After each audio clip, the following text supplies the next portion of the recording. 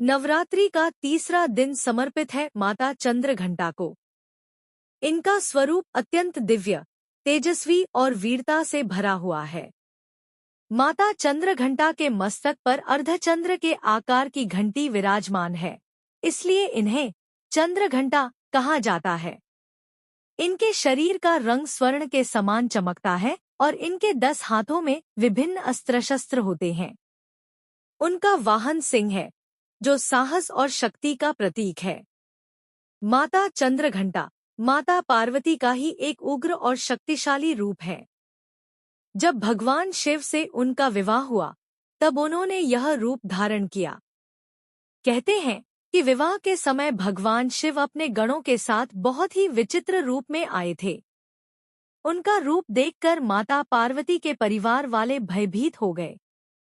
तब माता पार्वती ने स्वयं को दिव्य और सुंदर रूप में परिवर्तित किया और अपने मस्तक पर अर्धचंद्र धारण किया। इसी रूप को माता चंद्रघंटा कहा गया। असुरों का संहार। एक समय की बात है, जब स्वर्ग लोक पर असुरों का आतंक बढ़ गया था। एक शक्तिशाली दैत्य ने देवताओं पर आक्रमण कर दिया और उन्हें पराजित कर स्वर्ग पर अधिकार कर लिया। देवताओं ने संकट में पड़कर माता चंद्रघंटा का स्मरण किया। माता ने उनकी पुकार सुनी और तुरंत सिंह पर सवार होकर युद्ध के लिए निकल पड़ी। जैसे ही युद्ध शुरू हुआ, माता के मस्तक की घंटी से इतनी तेज ध्वनि निकली कि असुरों की सेना डर से कांपने लगी। माता ने अपने अस्त्र शस्त्रों से असुरों का विनाश करना शुरू किया। उनका रूप इतना भयंकर था कि दुष्टों का हृदय कांप उठता था। कुछ ही समय में माता ने सभी असुरों का संहार कर दिया और देवताओं को पुनः स्वर्ग लोक दिलाया। घंटी का रहस्य। माता चंद्रघंटा की घंटी केवल एक आभूषण नहीं है, बल्कि यह बुरी शक्तियों का नाश करने वाली शक्ति का प्रतीक है। जब यह घंटी बजती है, तो नकारात्मक ऊर्जा समाप्त हो जाती है और वातावरण शुद्ध हो जाता है।